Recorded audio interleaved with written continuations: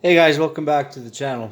This is Fishing with Chris. Thanks for tuning in. So it's cold weather season, so that means they're going to start stocking trout.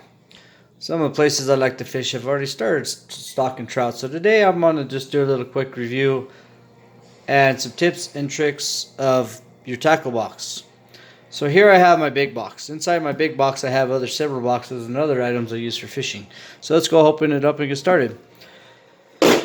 So first of all, when it's cold outside, you don't like to get your hands wet, whatever. Keep your rag when it's good to grab your fish. Plus they're slimy, so it helps out.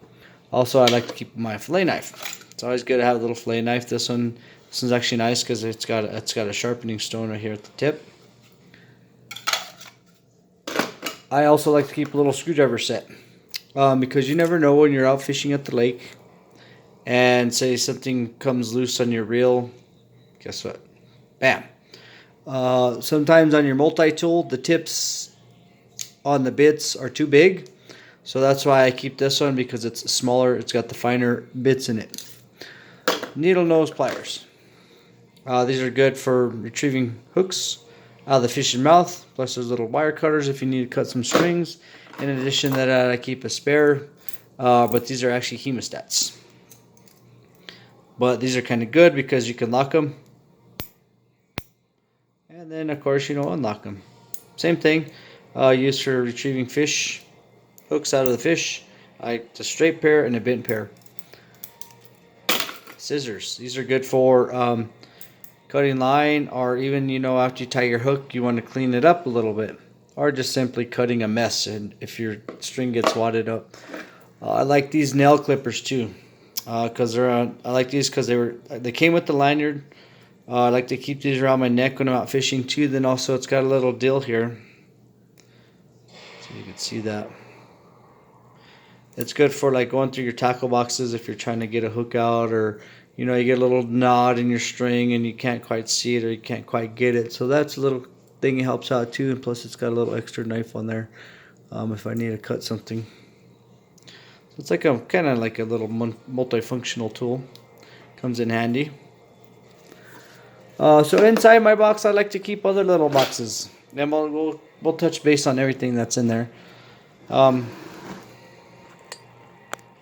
see. All right. So inside my box, like I said, I like to keep other boxes.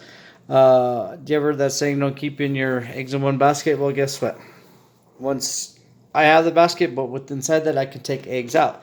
It's like, for instance, some people like to river fish, some people like to lake fish. So depending on the scenario, I do different things. Like, for instance, I keep a little river box, size of my palm, size of my hand. But inside it, I got like multiple items that I use for when I'm in the river. So like I always keep a couple treble hooks, some split shot swivels, and a couple different lures, whatever your choice. So in this case, I got a Castmaster Panther Martin, some Pistol Pete's, Super Duper, and a Joe's Fly. And that's just what I keep in my pocket when I'm river fishing. And also I like to keep maybe some salmon eggs, maybe some power bait, just depends on what's working. Also, I keep a big lure box. This is just kind of what I use to refill my other boxes, or say if I'm at the lake, stuff's not working. Just basically more of the same thing, but just more of it. More Pistol Pete's, more Joe's Flies. Oh, and this guy too. That's the Tasmanian Devil. This guy works sometimes. Pistol Pete's, Castmasters, Super Dupers. So that's the other box I like to keep within my box. And it's kind of cool because this tackle box actually has design slits for that to fit in. I always keep my pack of pre-made hooks just in case, if I'm in a hurry or if I'm getting frustrated, I don't mess with the other hooks when I'm fishing the river. Those will go on a rubber band. Bam, all that stuff goes together in my pocket when I'm fishing the river. Inside I have a weight box. So basically this is the bigger box of the smaller box, just it's got just more of weights. So if I run out of weights in my river box, I can take my big box, refill it. Plus, it's a good organizer. And there's some other weights in this one that I normally wouldn't keep in my river box. Like you have your slider sinkers.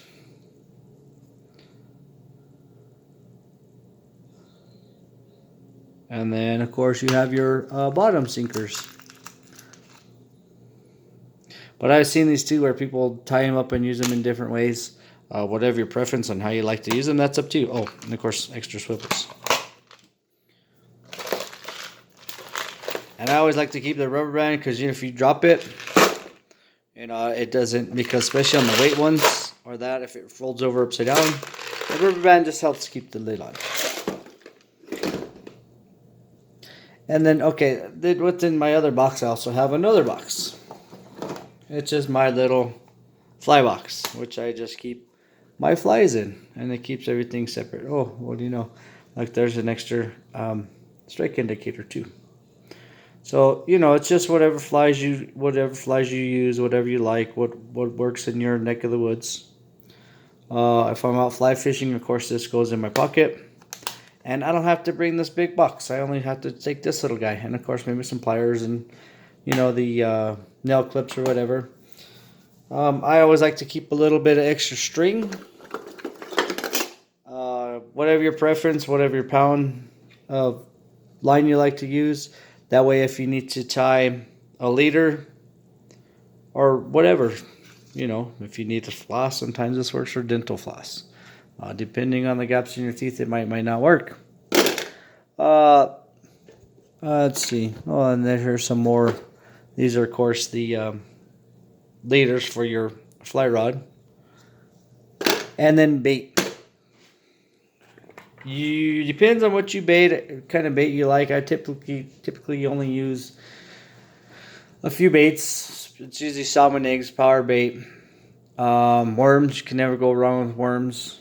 But I don't keep worms in my tackle box, so I'm not going to touch on that. I'm just going to touch on what I keep in my box. Salmon eggs and power bait. So let's talk a little bit about salmon eggs. There are, like, these ones. People often wonder what the difference is. There's a green label, blue label, and the red label. The red label I typically don't use because the difference of the label indicates size.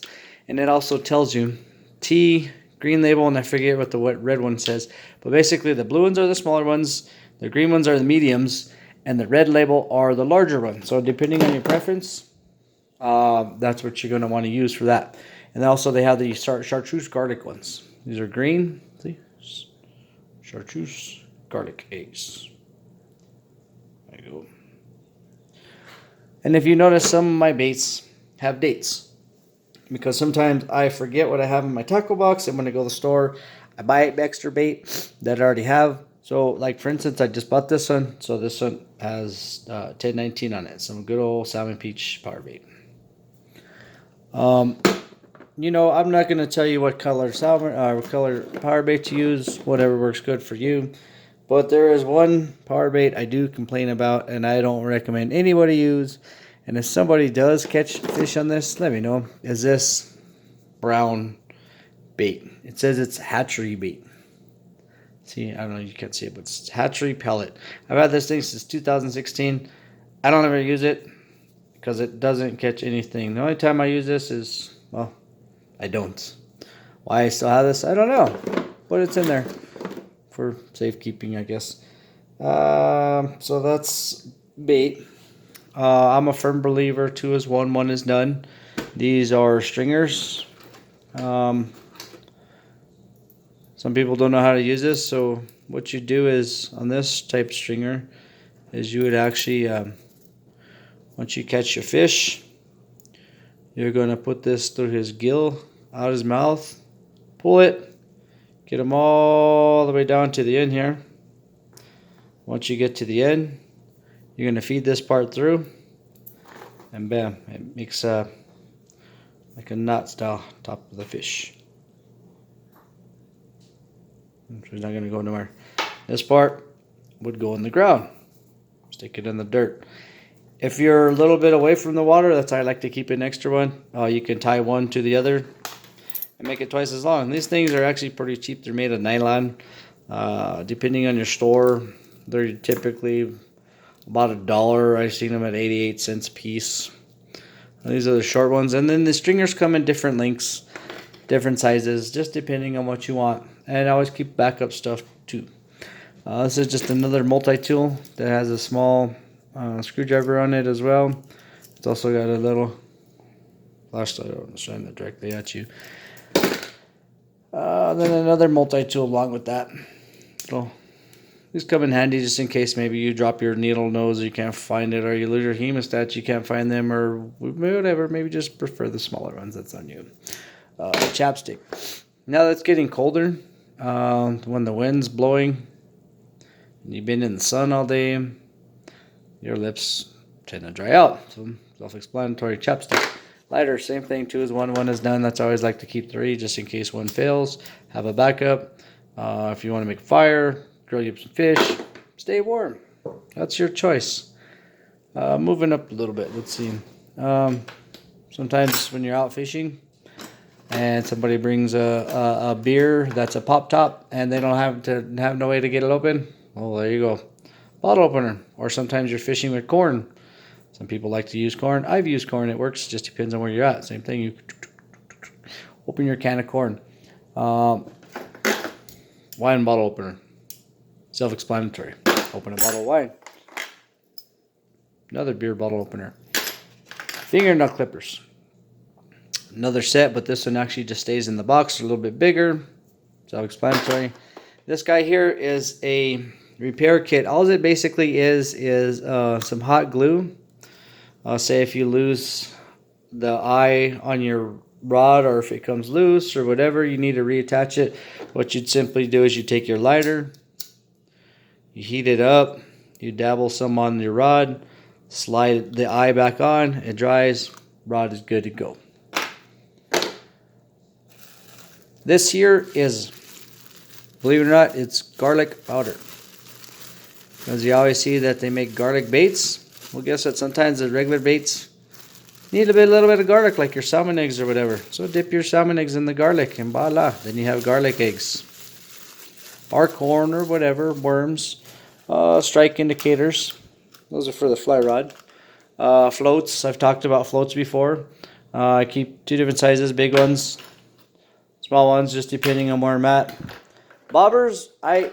Honestly, I don't use these kind of bobbers. I keep them in there basically for my kids.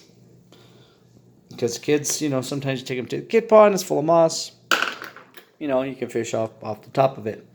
So that's pretty much it for the tackle box. Like I said, I just thought I'd give you some tips and tricks. How you might want to carry your gear, but this is just my loadout. Like I said, but if I'm hitting the river, first things first, I'm grabbing this right away.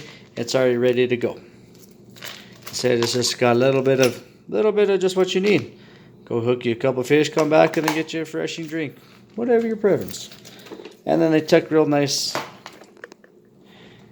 in between on the tackle box. Let me see if I can move that. But it's actually designed to fit that. And it even tells you down there, I don't know if you could see it, on this particular box, but it says it fits model blah blah blah blah blah. So this actually slides right in. And it's just a little loose, but it actually stands like that. And then I always keep the pre-made hooks and they tuck right in there. So that way they're out of the way. And everything else fits right in there. But I hope you learned something. Like I said, rubber bands are always a good thing to have on the box. Keeps them from opening. It's always good to have your little river box ready to roll. Dates on baits. That way you're not overbuying, or if you do buy too much, you know what to use first, what to use last. Trial and error. Whatever works for you might not work for me. So I hope you guys enjoyed the video. Give you some thoughts, maybe some ideas on your loadout, what you might like to carry.